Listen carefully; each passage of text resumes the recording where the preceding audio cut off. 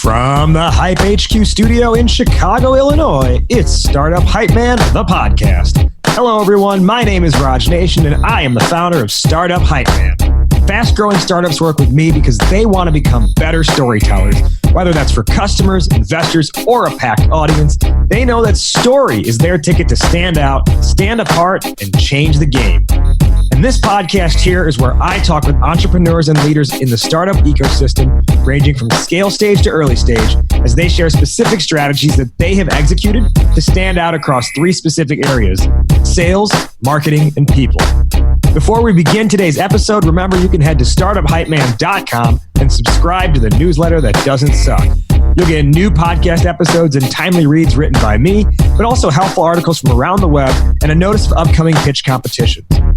All right, let's dive in and hear how today's guest is changing the game.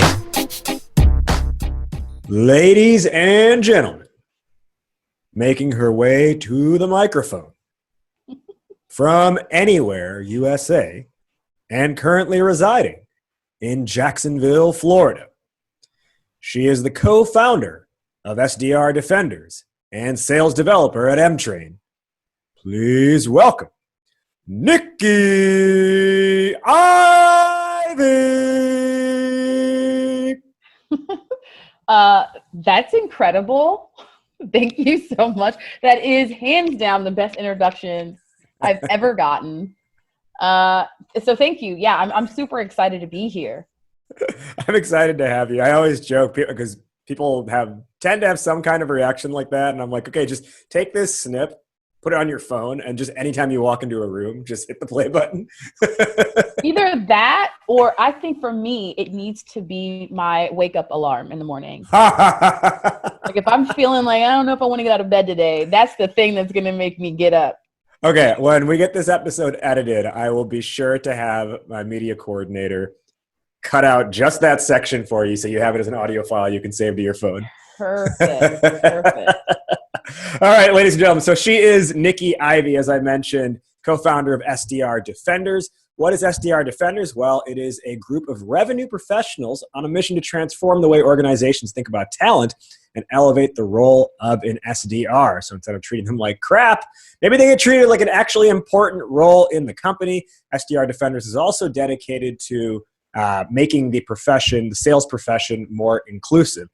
Nikki is also a sales developer at Emtrain, which is an AI-powered workplace culture and training platform, helping organizations meaningfully impact the way employees experience ethics, respect, and inclusion at work. Our topic today is coaching your champion to gain executive buy-in. Nikki, why is this on your mind? Why is it important to you? It's something that for the first half of my career eluded me. I didn't understand how this impacts a sale, how it impacts a deal. I would think if something went wrong, if they teach this thing, and you and I talked before about me coming out of retail sales, but they teach you if you didn't get the sale, it's, because of one of three things, right? Me, the money, or the machine. And so, the machine being the product. And so I would think, hey, if I couldn't find anything, wrong with those things as far as, where they might have gone wrong in the sales process, what other factors are affecting my ability to get things across the line? And then when I found that, I'd have a champion or, a stakeholder that I had a relationship with, but that so much of my own success depended on that individual being as effective a seller as I am internally. And that's just really unrealistic. And so that's why I thought I needed to start to be more proactive about that. Today, it's critically important because of the folks that I sell into, right? And many of the folks that are listening may be in a similar situation. So I sell into HR professionals, but more specifically, culture leaders, chief diversity officers, and this is a role that notoriously doesn't have the kind of access to budget that they might need to get things over the line. And so most of my conversations revolve around helping those folks get just what we're talking about, helping them get executives bought in. And in my case, right, on some fairly intangible ideas or ideals even when it comes to trying to get things across the line. So I don't believe I'm alone in that. And so hopefully the things we'll talk about today, I can help somebody out.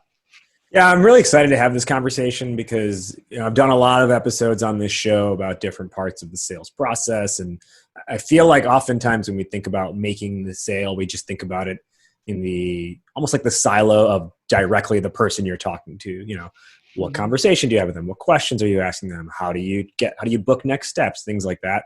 But oftentimes, as you kind of highlighted there's a collaborative process on their end. And it requires some, to use the title here, it requires some coaching of that person, that point of contact who becomes your champion to be able to take it internally and push through a deal on your behalf. So we're going to dive into that a whole lot more. Before we do, let's take a minute here and just learn a little bit more about Nikki, the person, the legend, the goddess herself. So Nikki, in your introduction, I mentioned you're from Anywhere, USA, because you had previously told me that you're an Army brat. So you've just lived everywhere, probably a dozen different places in your life. I always liked, and you're not the first Army brat I've had on the show. And I'm always curious to know of the different places you have lived throughout your life. Whereas compared to me, I have lived, I grew up 30 minutes away from where I've lived since being an adult. I went to college in the city of Chicago. I live in Chicago now, and I grew up outside Chicago. So I have never really moved around outside of a couple apartments here and there in different neighborhoods. You've obviously had a much different experience than that. So what do you feel it's taught you about relationship building? I think being the new kid, it sort of sets you up, right? You got two choices. Right? And you learn this after maybe your second or third round. You can proactively just wear who you are and try and, suss out your tribe. Or you can decide that that's too scary and live a fairly isolated existence. And I'm an extrovert, and so that was never even an option for me. It didn't mean that I always was successful. I had very few friends in high school. You'll be surprised to learn that everybody doesn't always like me. No, that is what it taught me, right? It taught me this idea that there is a level to which we underestimate how in control we are of getting relationships, of building relationships. I think a lot of it, as we get older, friendships happen less organically, right? Just because of the environments that we're in and the way that life and experiences change us. But I take that same sort of schoolyard, hey, do you want to be my friend? I like Barbies too. I take that same sort of spirit into building, not just into building relationships in this sort of broad way, but specifically in interpersonal interactions. I'm always looking for little clues as to what people like and trying to find commonality with people, because as we're seeing in the world, something we have to work at. It doesn't always just happen. I think the other dimension of that is growing up on Army bases. The diversity is sort of built in, right? And so any sort of fear or narratives that exist out there about this group or that, because there's so much firsthand exposure to difference, right? And to a bunch of different cultures and ethnicities, very harmoniously in my childhood on these Army bases, not just coexisting, but being communities together. That was my default. That is what I thought was just the way things are supposed to go. And so in addition to this spirit of, hey, do you like, Ninja Turtles? I like Ninja Turtles too. There was also this non-existent barrier that sometimes cultural differences present for people that I credit to having grown up on Army bases. That's an interesting take, because you talked about there how this idea of community has just kind of been embedded in you, and SDRDefenders is a community you've created. At the same time, though, and for everyone's backstory, or so everyone has the right backstory, I reached out to Nikki originally because a couple months back I had read a feature on her in Crunchbase about what she was doing with SDRDefenders, and in that article, one of the things you mentioned was how in your professional career in sales, you have almost always been the only Black person on your team, or if not the only Black person, the only Black woman at the very least. And that's such a stark contrast to what you're saying you grew up with. So I understand this next question could easily be an episode in itself. But if we make the effort here to maybe just have it be a one question, one response thing, what kind of, I guess, what was it like initially experiencing that contrast? And did it change your worldview? Oh, absolutely. And here's exactly where that started. So from about first grade to eighth grade, I lived in the Pacific Northwest, Fort Lewis, Washington, and that is where most of the things that I've described to you come from, right? This idea of these harmonious, cultures melding together, right? The American dream as I see it.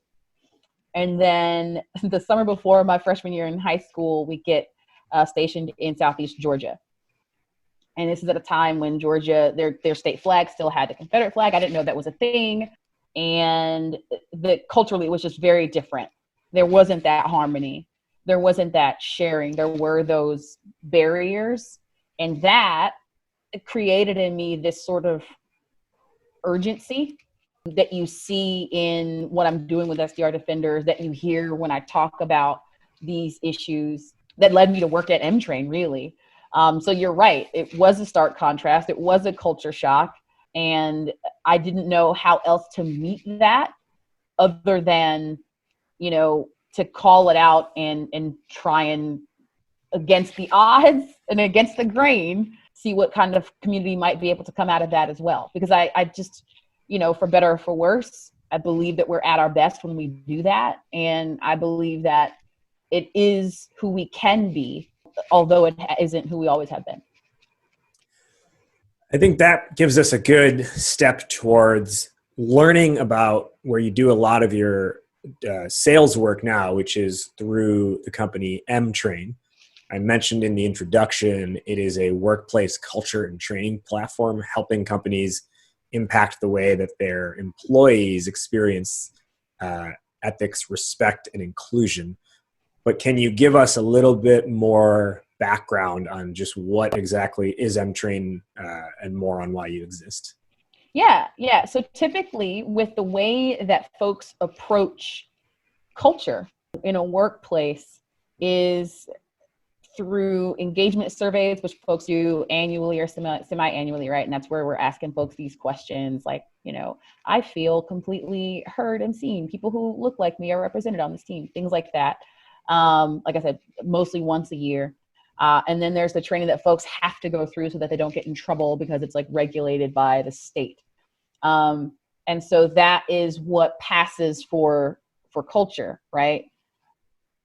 But most of the folks who are in those positions leading culture initiatives at those orgs understand that it's important to get beyond checking those boxes, right? Getting beyond like counting people of color and getting seriously, because that's what it comes down to a lot of places when, as far as how they think about diversity. And so what we do is say, hey, okay, you've got your survey, your engagement survey. So kind of how people are feeling, but that's not prescriptive at all, right? You've taken the temperature and maybe found some issues, but there's that survey in and of itself is not complete in helping you move the needle. And then as far as the check boxes stuff, you did it for that purpose. You did it so that you're in compliance.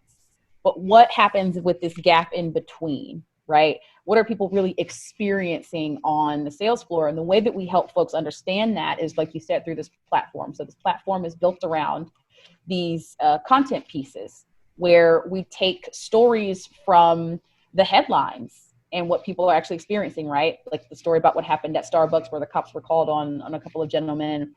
There's a story about a major tech company involving Black Lives Matter. We take those stories, we present them to people in a well-produced and thoughtful little vignettes, and then we sandwich those between these dialogue pieces, and we produce those at scale so that now you have ongoing education on how to interact, how to navigate these tricky people issues. And what the leader gets, the culture leader gets on the back end of that are these AI-powered insights. So they'll get a real pulse on what's happening in the culture at their company, because they'll be able to see how folks answer and respond to these very specific scenarios and how these things play out in a workplace, and say, hey, we've got on the one end, right, folks, 50% of folks on our team say that they feel like women are heard in meetings. Another 50% are saying that they don't. Here's where we can guide our efforts. Because other than that, right, without those types of insights to close the loop, most folks are kind of just guessing, right? Or they're going on this partial information that they got from their engagement survey. So that's the bulk of the work that we do, is just sort of helping folks figure out how effective all the things they're already doing have been in affecting the experiences people are having in the workplace, and then provide some prescriptive guidance as to how to address those things. And to call back to what you said earlier on in that response, which is how, in many cases, companies are just essentially counting people of color.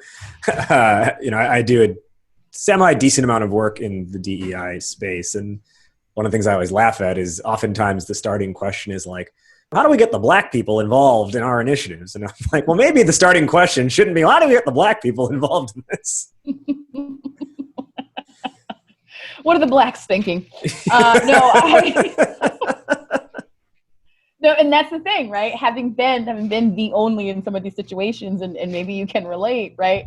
Then I end up representing the Blacks. I end up representing like what they think. And in a lot of organizations, that is what's happening. So again, to take it back to, if you're depending on these engagement surveys to make things happen, but you're asking questions to a group of people who are not having the same experience, and where not very many different walks of life are represented, then you're still not really getting an accurate pulse on culture. And yeah. I think what I'm finding as I'm interacting with these folks who lead culture and are in these people leader positions, is that there is a real passion and a real desire to have meaningful, lasting cultural change on in their workforce, in their environments, but they are under resourced when it comes to being able to actually have data and insights to help them get that buy-in that we are going to be talking about today.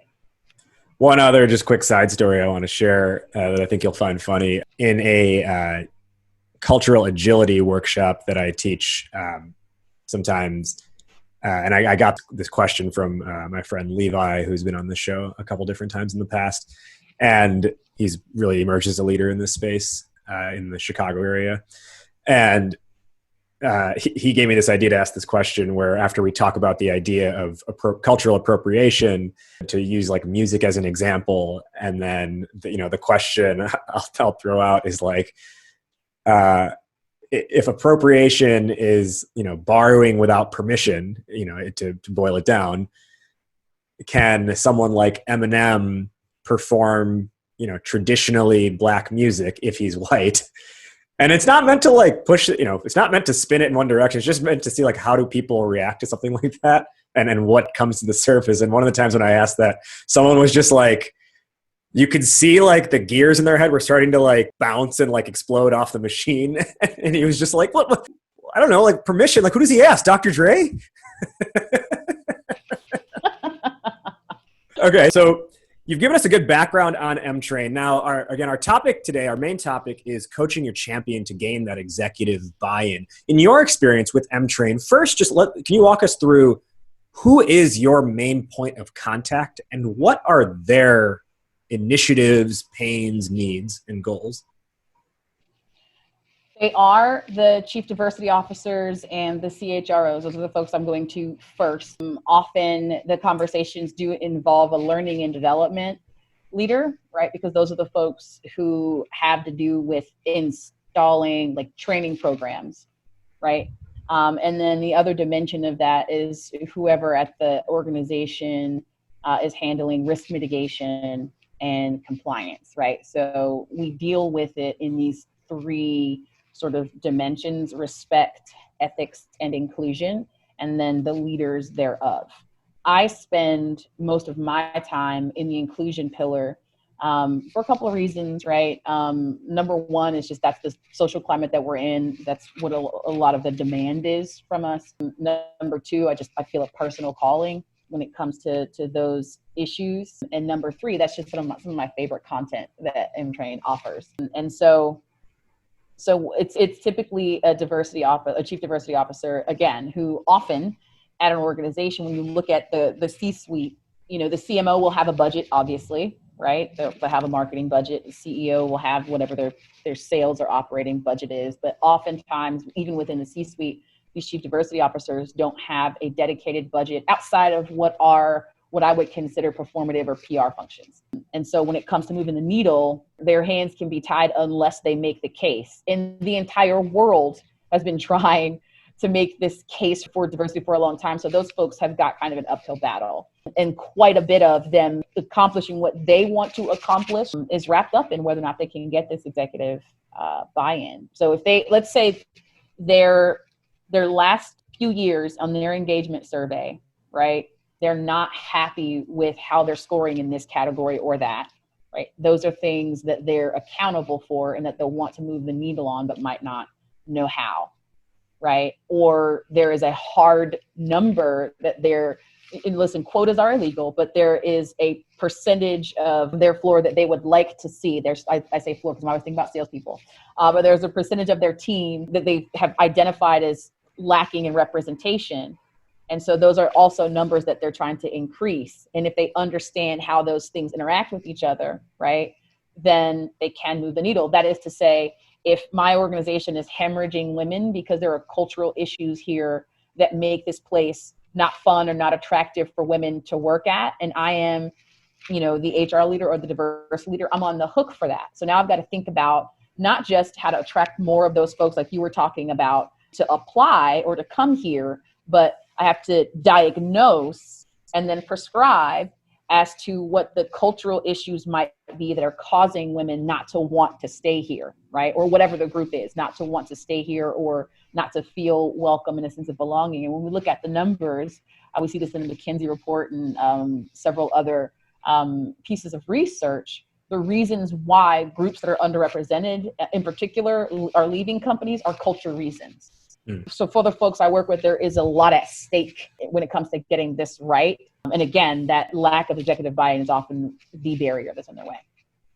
Okay, so this chief diversity officer, this head of HR, in some cases learning and development as well. One of the first challenges I often see that account executives and salespeople face when it is a multi-stakeholder deal is, in the first place, understanding who are all the different stakeholders at play. So what advice do you have or what strategies have you used to uncover that information, and where in the sales process are you learning that? It's not going to be popular, but I ask these things outright. In as early on in conversations as I possibly can, in part respect for their time and in part respect for mine. I think that there's a tone that folks sometimes are afraid to strike in these conversations, and then because they don't want to seem less helpful by sound like they know what they're talking about, right? And salespeople have a tough set of concerns to navigate, because it's like there are these perceptions out there that salespeople are up against. And so if we do push too hard or if we are too direct, then we can come off as self-serving. The prospect shuts down and doesn't give us the information that we need. But I even knowing that, I still prefer the direct approach. So it would be something like I'm talking to this culture leader and we've got this common ground, right, that we both care about these issues and want to move the needle. And they're typically telling me that according to the PR statement that their company put out, and according to what the leaders are saying to the team, that there seems to be a shared desire, right? But they just can't figure out why then the money doesn't come. And so I have to ask them straight up, like, who is it in particular on the team, right? Who's having the hardest time with this?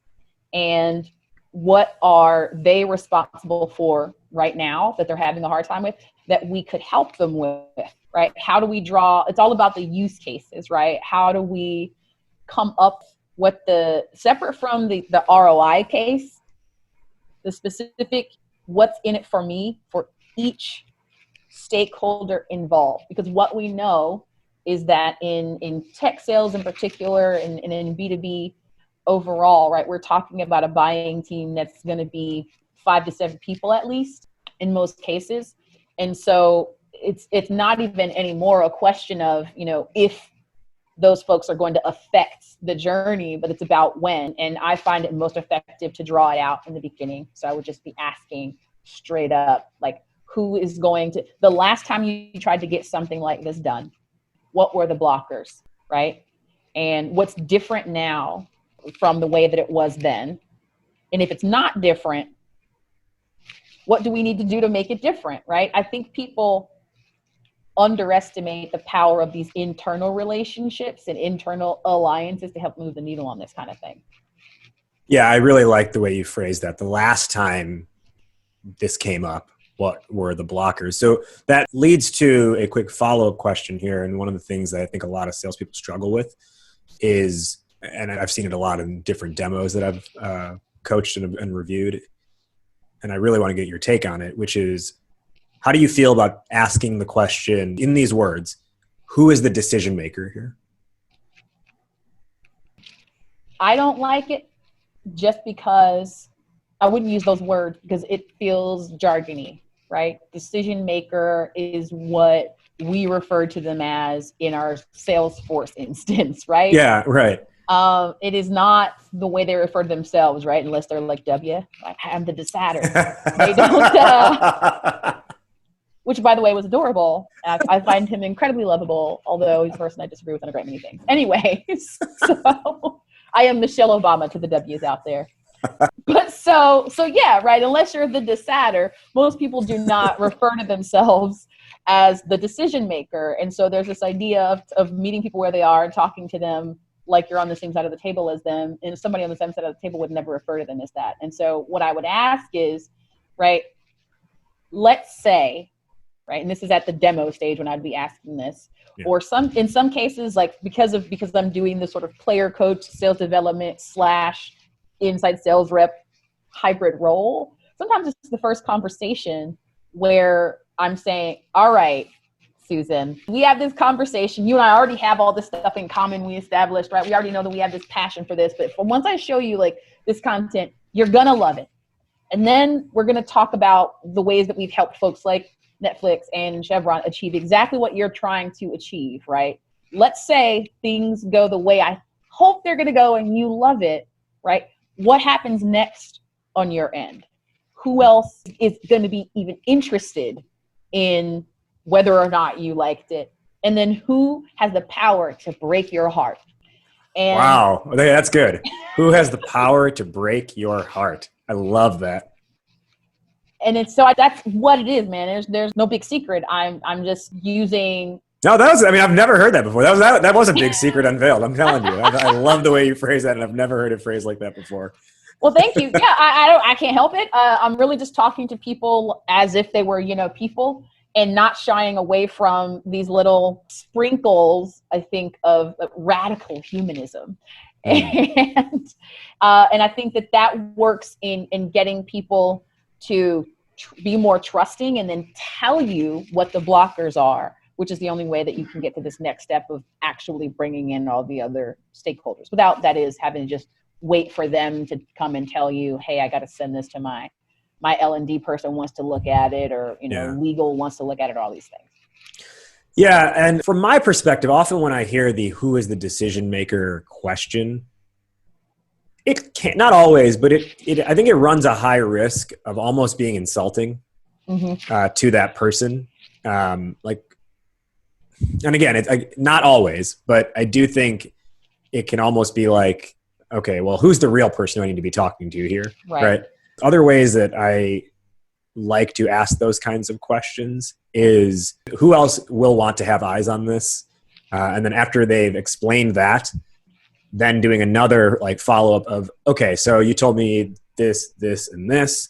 Traditionally, or, in past, instances of going through this exercise and selling this product to people like you, they've also had insert, like legal has also gotten involved at this stage. Do you see that happening here? Mm-hmm. And then they're like, Mm-hmm. maybe, right? So you lean on past experiences to say, hey, other companies, this is typically how it works. Is that the case here as well? And then even on top of that, a final question I like to ask is, okay, so now we've said you, this person, and this person, and this person. That seems pretty involved, which is great. Is there anyone we're not thinking of right now who's going to feel left out if we don't include them?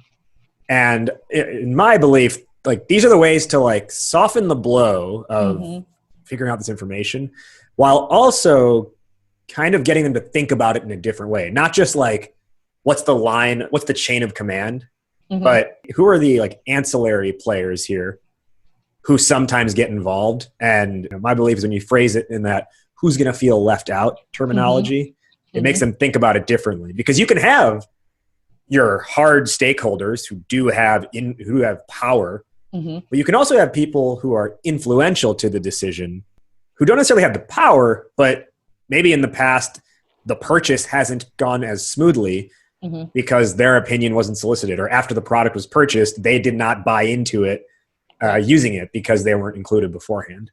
Right. And when they don't buy in, right, they become a blocker themselves, not just for the deal, but when I'm talking to folks, I'm talking about like, look, if we don't get this person enthusiastic about their use case, then what we put in place and what you're trying to accomplish is going to be in jeopardy. So not for my self-serving, I want to talk to everybody on your team and get my pitch in their ear, but for you, like you've told me that it's important to you to move the needle on this. And so when I was listening to you talk just now, I thought about, this is a place that I really like to tell a story. And just like you talked about, I'm telling the story in like a social proof, voice of the customer kind of way. And I like to add a little color, right? Because it's me. So say something like, okay, can I tell you my biggest fear?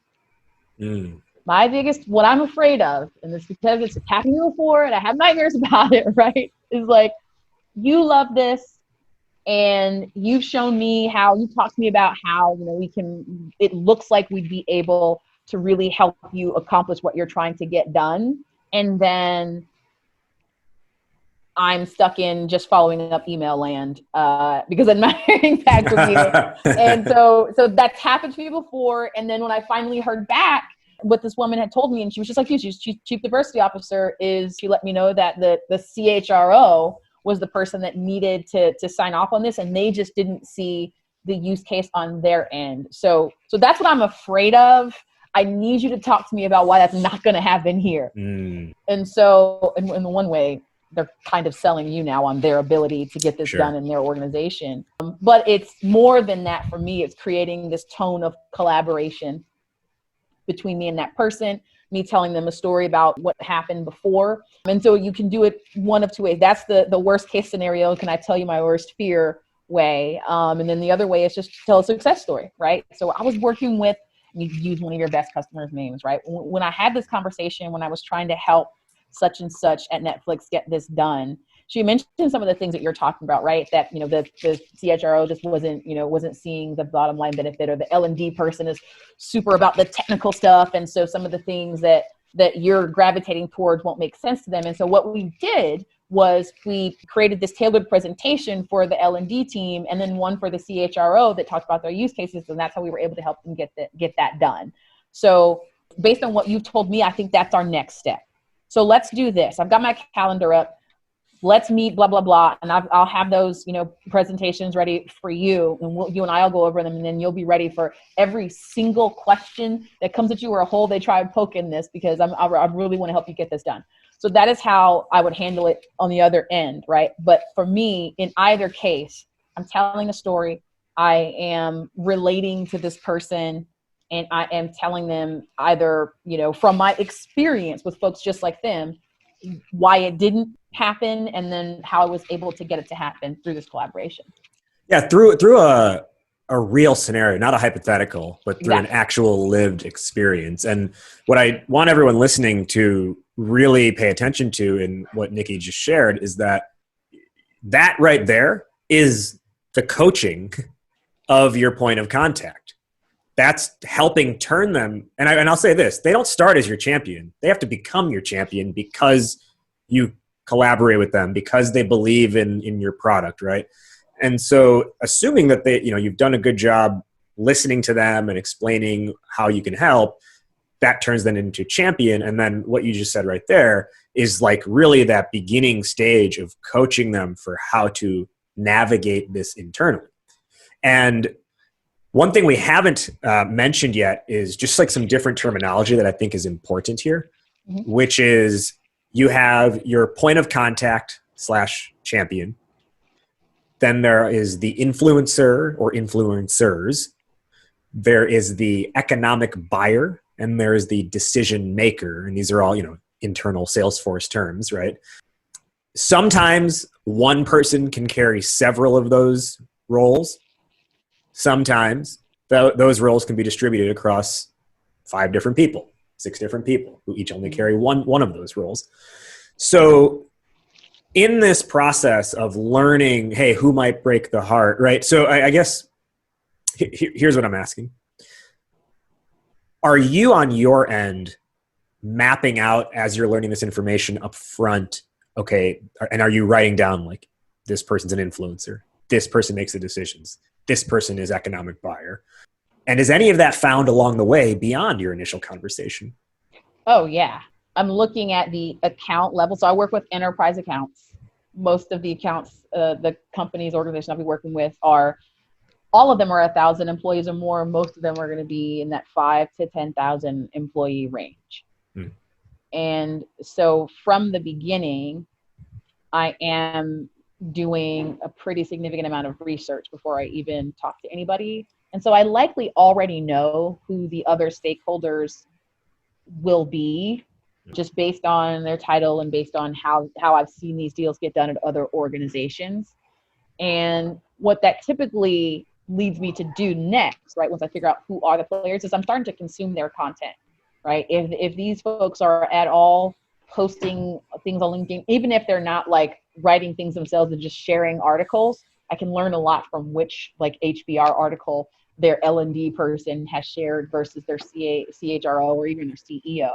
And so I try to come to the conversation with some foundational knowledge so that I can be helpful right away and maybe, and demonstrate that I care. So I might say something in that first conversation, like, right, in this who can break your heart conversation.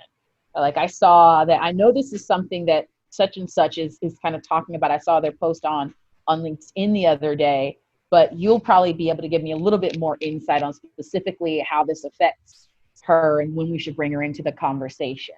Typically folks with that title come into the conversation, pretty early, but I'd be really curious to hear from you, right? In other, platforms that you guys are evaluating, how involved is she in these conversations? So things like that, or running some kind of recon for that person, right? So if this person tells me in the conversation, it's this person that could break my heart, then I start to really, in the meantime, between this conversation and the next, which I'm definitely getting on the calendar before we got the phone, right? Yeah. Between this conversation and the next. Well, and we'll go to that part next in this conversation here, but yeah, continue. I'm consuming that person's content. And then when I find something that's relevant, I'm shooting it over to my champion, right?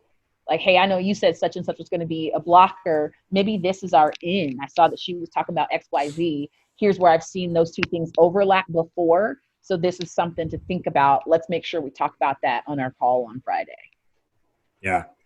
Now, that idea of booking the next call, right? So this is where you start to get beyond that initial conversation, and the web must be weaved, where it's not just that you learn these people are involved, but you also can't solely rely on your point of contact, your champion, to just do it all for you and know exactly what to do in all cases. So how are you getting on the other people's radar? It is that content and that social, like we talked about. I've likely already connected the first step. Yeah. In my let me ask that a different way then. Are you only just sending it to your person to say, hey, send this to them? Or are you also connecting with these people on LinkedIn, starting side conversations with them, maybe getting emails out to them personally as well? Yep. So the side conversations are definitely happening. Step one, when I'm prospecting into an account, after that research piece, is to connect with each of the folks I've identified as stakeholders at the organization. So I'm already connected with those folks, meaning that they're getting my content when I post, and I'm able to see what they might respond to there. I'm also, of course, following their company page and seeing what types of things they're talking about at that level. But yes, so social and commenting on. So if I'm talking to the chief diversity officer and the chief diversity officer says, well, the CHRO is going to be the person that blocks this or doesn't see the money case, right? Then that's when I'm interacting with that CHRO, right? Commenting on their LinkedIn posts or sending them things that they might find helpful. And so there is that interaction. But what I'm typically doing is sending some type of initial contact out to that person first. And for me, a lot of the time, it just depends on who responds first between that culture leader and that HR leader proper, right? And the best case scenario is that I reach the HR leader proper and they say, hey, this is something that I know, we're trying to move on, but I'm not as much hands-on with it. Let me introduce you to my chief diversity officer. In which case, obviously, there is no real lift when it comes to executive buy-in because we've got the chief executive of that function already involved at the top. And playing off of that, one of the things I like to do is, and coach teams on as well, is, when they tell you, yes, so-and-so needs to be involved, I will need to talk to them, I'll talk internally with them, is not letting this fall to just they talk internally, you find out after the fact what they talked about internally, or maybe they end up ghosting you. Because that's not having real oversight or control or collaboration with the process. So one of the things I often tell teams is when you start to figure out who these key players are, is offer up to your champion, okay, so you know what? Why don't we get an email out to that person, just letting them know, and this I should give credit where credit is due. This tactic is inspired by something Devin Reed at Gong has talked about before. Why don't we get an email together just letting so-and-so know that this might come across their desk about a month from now or about 3 weeks from now. They don't have to necessarily do anything about it today, but why don't we just let them know it might be coming through if everything goes well on our side? Because, and some of the terminology I like to use is, let's say it's CFO. I'll be like, does your CFO like getting surprised when it comes to purchase decisions? And they're like, they'll like kind of laugh at that. They're like, no. I'm like, yeah. I mean, I imagine they only like birthday surprises, if even that. A lot of people don't even like birthday surprises. So why don't we like not surprise them and just let them know, hey, this is on the way and you're working on it in the background. They don't have to do anything. We just want to inform them that it's coming. Do you think that would work here? And then you can even offer up to write the email for them. I love that, because here's the thing, right? Even if they say no, you get valuable information about how bought in they are. Yeah. Right. And so I really, really love that approach. It's pretty similar to, just the way that I'm having these conversations with people. And like I said, just taking this sort of direct approach to understanding who is involved and who needs to be involved. That's probably one of my favorite I've heard, but I'm not surprised, right? It's Devin Reed. Yeah, I know. Shout out to Devin, my boy, who just had a little girl, actually.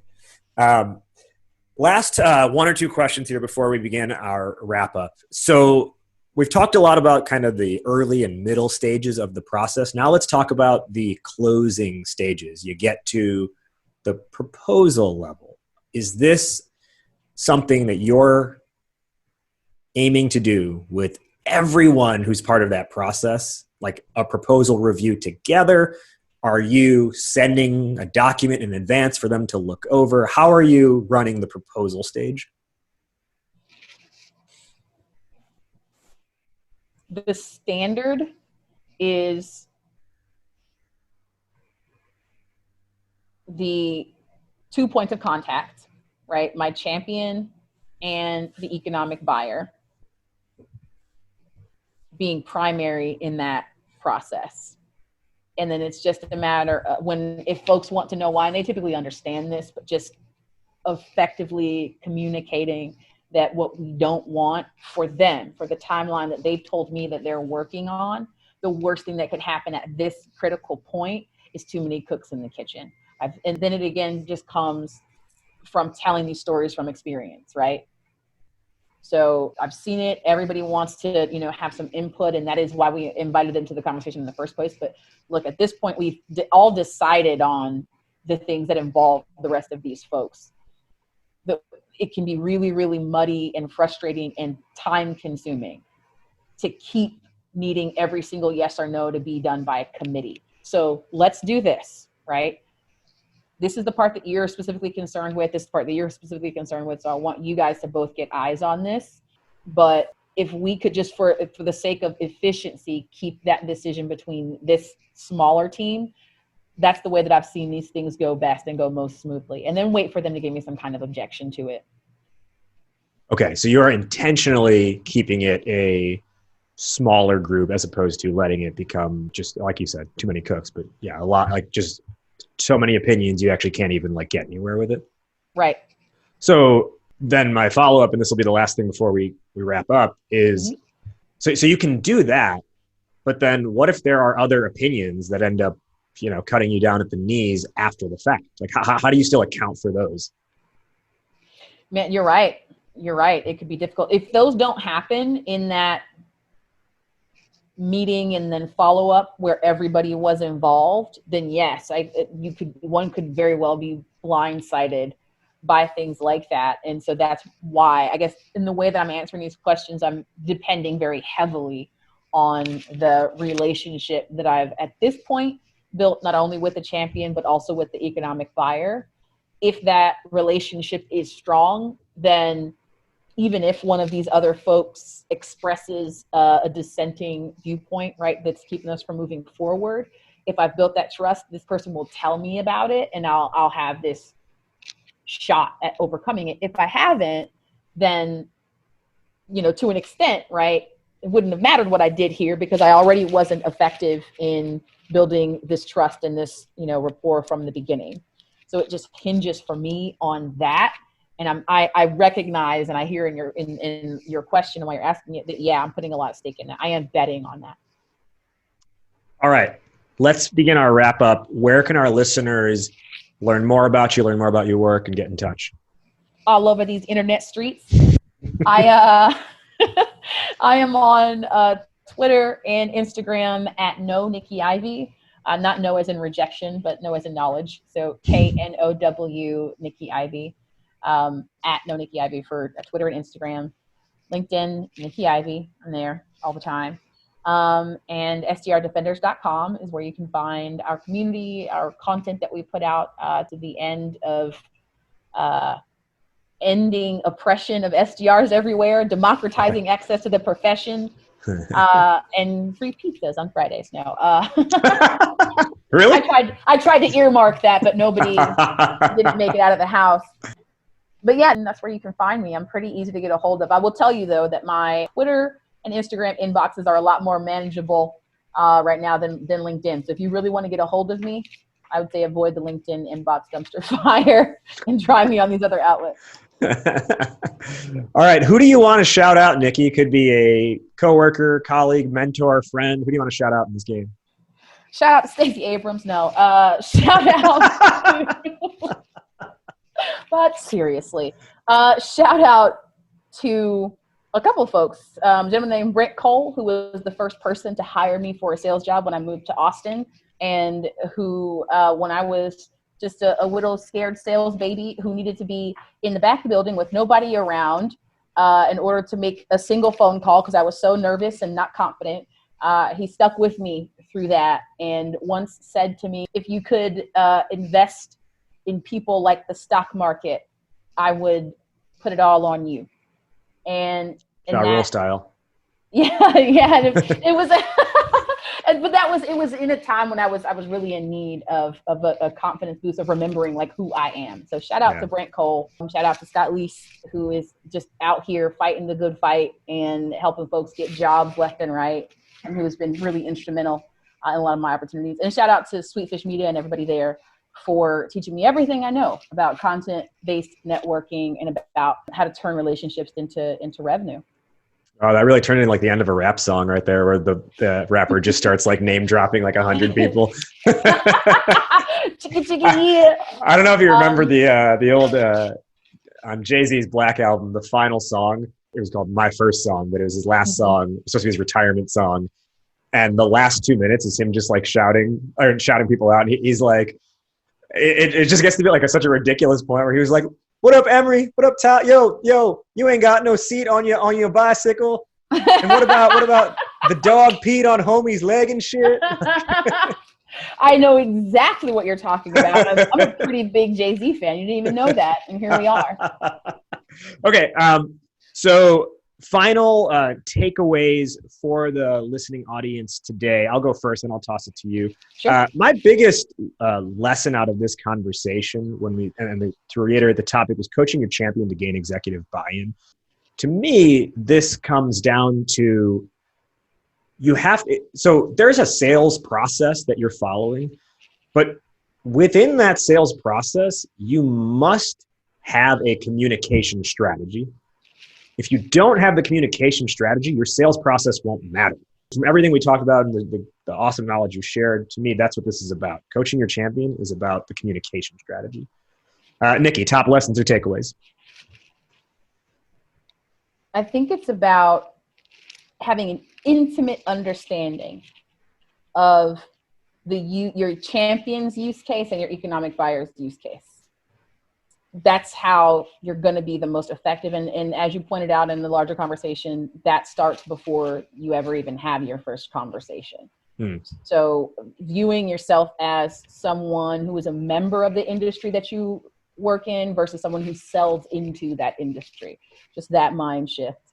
And then directly asking for the things that you want. I know that seems really obvious, but it's just not something everybody is doing, right? And then betting on yourself, right? Building that trust and that rapport with you and your champion. And once you get access to and whatever other stakeholders that you get access to, right? Leveraging social to nurture and firm up those relationships. And then keeping it, like you said, to the point of the communication strategy, keeping the tone of that communication as, again, personal and conversational as possible. Yeah. My final question, which is how we end every episode on the show. Fill in the blank, Nikki. Entrepreneurship is blank. Entrepreneurship is increasingly Black and female. We are the fastest growing group of folks starting new businesses in America, and we're doing that against some really tough odds. And so when I think about entrepreneurship, that's what strikes me first. This idea that is the real American dream, right? Which is access to opportunity that is built on resilience, self-reliance, and leaning on members of your own community for support and encouragement along the way. I think that's what we're seeing when we look at different, more traditionally underrepresented groups within entrepreneurship starting to grow. I think that's what's affecting that, right? Is this sense of community, this resilience, this grit. So that's what I think of. Hoping her true female founders know that be the truest shit she ever spoke. Against all odds, Tupac Shakur said it 25-something years ago. Nikki, thank you so much for joining today on Startup Hype Man, the podcast. This is a wonderful conversation, and I truly appreciate you taking the time. And an early happy birthday. Well, thank you. Thank you so much. This was so much fun. That wraps up today's conversation. Did you like what you heard? Startup Hype Man, the podcast, is available on every major platform, including Apple Podcasts, Spotify, Google Play, and more. So be sure to subscribe on your platform of choice and leave a rating and review. Do you want to be an upcoming guest on the show? Email media@startuphypeman.com with your idea, and my team will review. Our theme song is Change the Game by Jay-Z, all rights owned by Rockefeller and Def Jam Records. And hey, if you want to work together on making your startup story the only one that matters, email me at rajiv@startuphypeman.com. That's RAJIV@startuphypeman.com. Well, that'll do it for today. Thank you for listening. Thank you to today's guests for joining. You have been checking out Startup Hype Man, the podcast. I'll catch you next week. But in the meantime, word up, raise up.